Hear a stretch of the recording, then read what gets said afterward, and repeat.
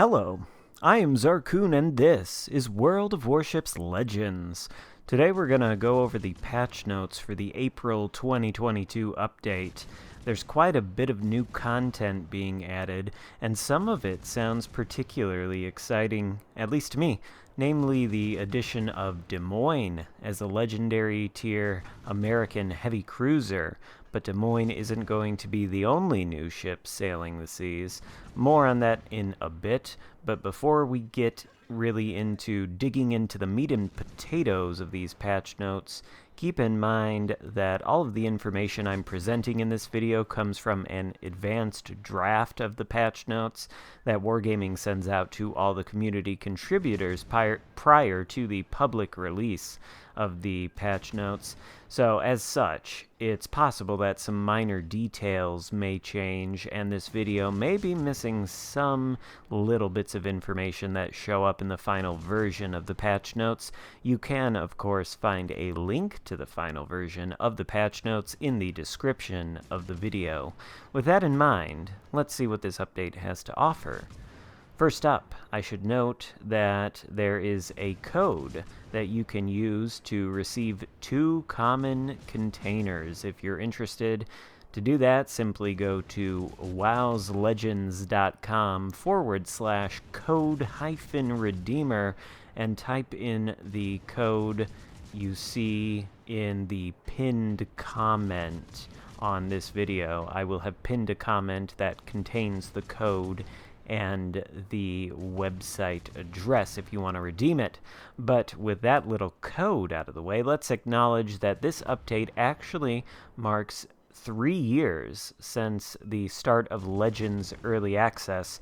That's right, the game is growing up right before our very eyes, and technically it's reached the ripe old age of 3. In celebration, there will be things like 3 times first win bonuses, special sales, and more activities. Moreover, the patch notes tell me that Wargaming has decided they will reward players with something they're calling loyalty reward bonuses, which are a selection of in-game items. No details on what these items actually are at this time, but a blog post containing those details will be released, I think, on Friday, so tomorrow.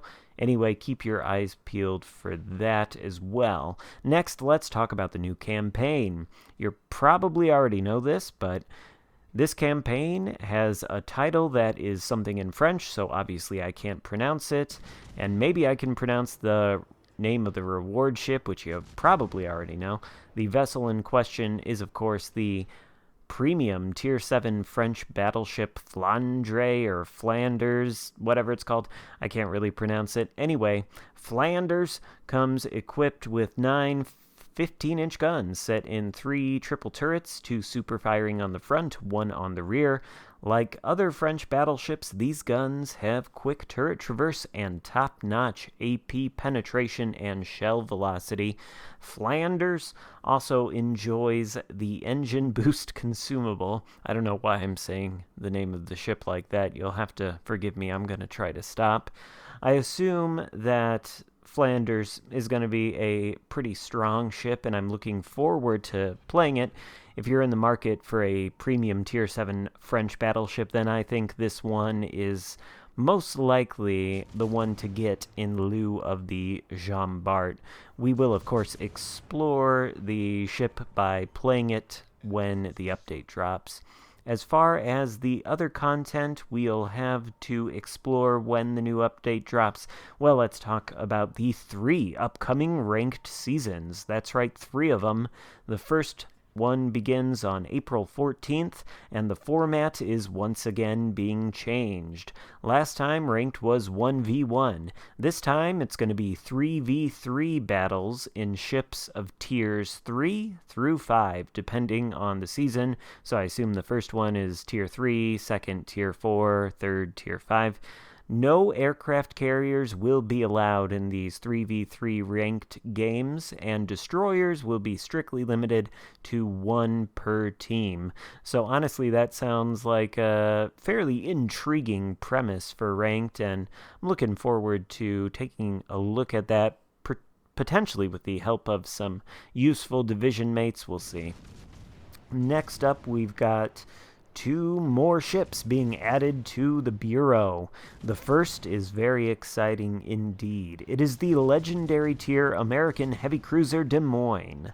I think Des Moines could probably be best described as essentially a souped-up Wichita or Baltimore with a Cleveland-like reload time.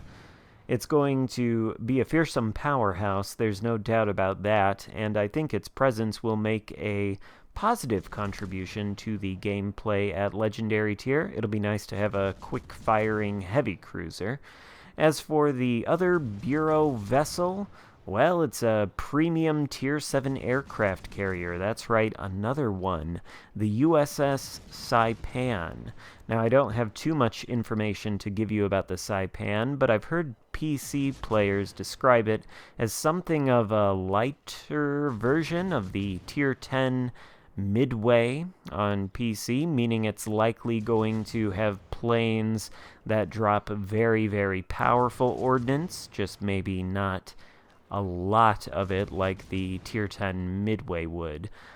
So it's probably going to be a pretty strong CV. And obviously I'm not really a fan of aircraft carriers, but those of you who do like them might find a lot about Saipan to enjoy. So just keep in mind that that is coming, and I'll probably take a look at it and make some content either on a live stream or in a video. We'll see. Moving on, though, we've got content for Golden Week 2022. Golden Week, for those of you who may not know, is a series of holidays that are observed in Japan. And last year for Golden Week, we got some absolutely gorgeous camos, one of which I still use today on Yamato because I think it just looks great. This time we're getting a permanent Golden Week camo for Suzuya, which will also return to the store itself for 750,000 global XP on April 11th. We'll also be getting a Golden Week camo for the premium Tier 5 Japanese battleship Hyuga, which is one of the premium ships coming to the store this update, and more on that in a little bit. Beyond that, there will be Golden Week crates capable of dropping credits, commander progression items, and the following IJN ships: the Tier 3 Premium Cruiser Iwaki, the Tier 5 Premium Battleship Hyuga, and the Tier 6 Premium Destroyer Asashio. These crates will also have a chance of dropping permanent Golden Week camos for Yamato, Kongo, Suzuya, Hyuga, and Asashio. And I think the patch notes are saying that these crates will be the exclusive sources for these camos. In other words, I don't think you're going to be able to pick and choose which camos you want to buy. They're just going to drop from the crates. I don't know. I could be wrong, so don't quote me on that. It's a little bit unclear in the patch notes how that is supposed to be interpreted, but the camos are a thing, and they are coming, and I do think they are very nice camos. If you've seen me play the Yamato recently, that's the camo I'm talking about. I've kept it on the Yamato for a long time because it is great. But now, we're coming to the end of the patch notes. The last major point of note, really, is a new collaboration with Viva La Dirt League. That is something I've never heard of, and if you want to call me boomer or something in the comments, go ahead. Maybe it's something I should have heard of, but Viva La Dirt is the name of the partners with which Wargaming are collaborating. So if you've never heard of it, you're like me, I don't know. I suppose I should maybe take a look at what on earth it actually is. Maybe I should have done that before I actually started recording this coverage of the patch notes. Who knows? In any case, whatever Viva La Dirt is, the collaboration content will include 3 commander guises that have unique voiceovers, in addition to providing the colored shell tracers, fireworks, and whatever else the commander guises do. These ones are actually going to have unique voices. And Furthermore, these guises will be compatible with commanders of every nation, except for collaboration commanders. So they're not going to work on the other collaboration commanders like the Transformers, Azerlane, and I bet they probably don't work on the wargaming exclusive fictional commanders like Hyde either. So probably the actual standard historical commanders that are free. Probably the guises are compatible with those, and apparently they're compatible with commanders of every nation, so they're not just exclusive to one. So that's kind of nice. And this collaboration content for Viva La Dirt will be available to obtain via special missions that you can purchase for credits, so that's quite nice. Other than that, we've got the list of new premium ships, as well as bug changes and miscellaneous changes. Now, I really don't think any of the bug changes or miscellaneous changes are really worth highlighting, and frankly, the vast majority of them have to do with the mobile game, which I haven't really even looked at since I tried out the little early access test version of it a little bit ago. But if you're interested in that stuff, you can of course follow the link in the description to read the patch notes. The new premium ships, though, are, as previously mentioned, the Tier 5 IJN battleship Hyuga, which is armed with 12 14-inch guns and a main battery reload booster, which I think that means it will essentially be a souped-up version of the Fuso with a reload booster. And honestly, that doesn't sound too bad at all. That sounds like a pretty good ship at Tier 5. The second is also a premium Tier 5, but a premium Tier 5 Pan-Asian destroyer called Anshan, which has the unique option to choose between deep water and regular torpedoes. It is a Gnebny-class destroyer, much like the Fusion at Tier 5, which potentially means it might actually be a pretty nice little Tier 5 gunboat, and hopefully it has those excellent Pan-Asian smokes. In any case, though, those are the major patch highlights. So lots of new ships coming our way, and much needed, I think, legendary tier cruiser.